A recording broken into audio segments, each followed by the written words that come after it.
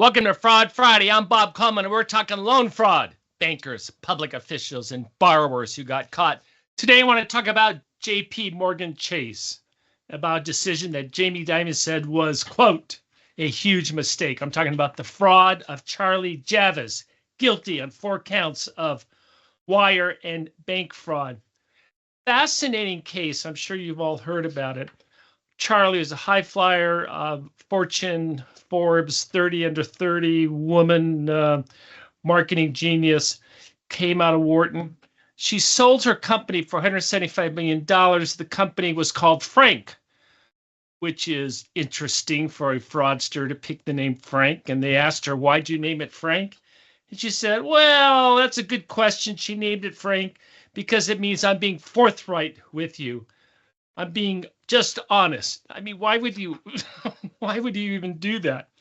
So $175 million, what the deal is, the company was a platform for student loans. She had 4.2 million students, contact information, names, email, phone numbers, and that had value. JPMorgan said, interesting, $4 million database. That'd be for young people who went to college. That would be interesting for our marketing efforts. They struck a deal for $175 million. Works out to be about $40 per lead. I don't know about the economics of that, but JPMorgan has some pretty smart people. So I assume paying $40 for a lead is a good price for them. Otherwise, they would not have done the transaction. It was fraud. Of the $4 million, they only had $400,000, and she pulled it off. What I find fascinating about this case is she was indicted for fraud of bank fraud. And, quote, she did something that affected a financial institution. So she sold her company to a bank, and the feds had said, well, you defrauded a bank, and we're going to go after you for bank fraud. So I find that fascinating. Definitely wire fraud, securities fraud. But she would have been gone. They would have gone after her for those, but here they were focusing on the bank fraud. Here was the transaction. She only received $21 million. So she didn't get the full 175. She got $21 million. She also signed a contract with Chase. They were going to pay her $300,000 a year, plus a guaranteed bonus of $250,000, and another $20 million, which were earnouts. That if she was employed 1 year out, 2 years out, 3 years out, she would get those. Of course, she was terminated for cause, and she did not receive those funds. What she represented was, hey, I have a unique product that would take someone years and hundreds of million dollars to create. I'm putting together all this student unique data. Because we promise you go in there, we streamline the situation, and you can get a loan very quickly. And in terms of growth, she said, we have the 4 million, but we're going to go to 5.6 million next year, and by the end of the following year, 10 million. Well, for lenders at SBA lenders, which is the primary audience here, we look at a customer's projections. And we say, do these numbers make sense? In fact, we need to start this whole thing with, does this transaction make sense? And so here you have someone who is projecting tremendous growth. Well, what were the numbers? And what was fascinating about this is 2018, they signed up 29,000, 2019, 82,000, 2020, 23,000, and 2021, the company was sold in August, so it's a half year, 7,000. So JPMorgan never got the underlying data. Quote, she said, well, I can't give it to you because it would violate our user security agreement with us. So they didn't get it, which I find fascinating that they wouldn't do their due diligence on that. What she did then is that she hired an engineer, or she tried to get an engineer to do this, and that person said, I'm not touching this. I want nothing to do with this. What you're asking me to do is illegal. She wanted to create a synthetic list. That's a fancy term for fraudulent list.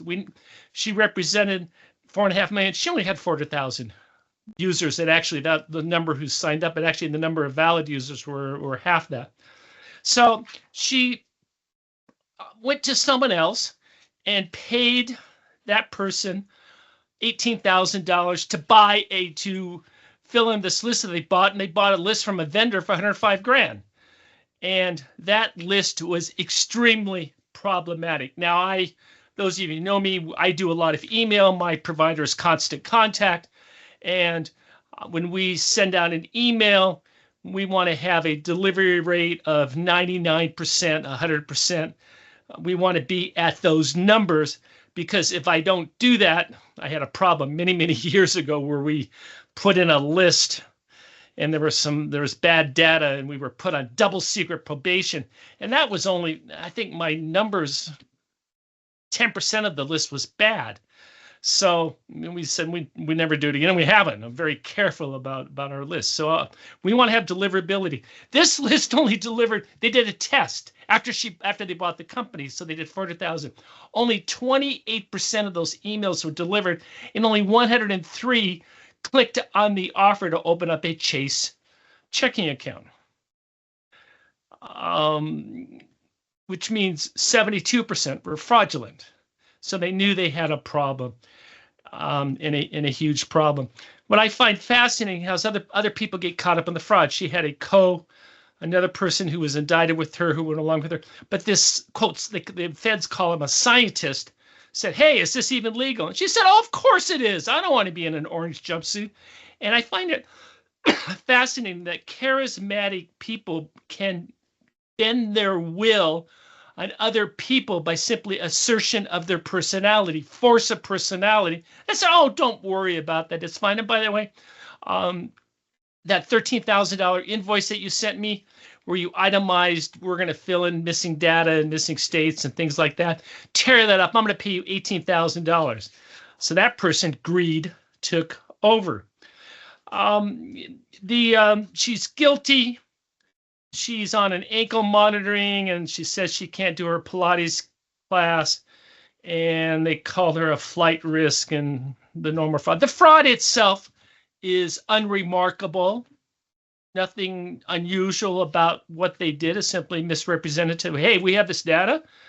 We have 4 million names, and pay me $40 a name. And JPMorgan Chase said, "Fine, we'll do it." But they did not verify the data. She scrambled, and there's a lot of text and back and forth. There's one telling test says, "Oh, that it doesn't have to be too accurate. Just get me close. It doesn't have to be perfect. It doesn't have to be perfect." Anyway, $175 million fraud is significant in terms of years that she could serve. It's going to be well into double digits. Thank you for joining us today for Fraud Friday, so you can stop criminals from stealing from your bank.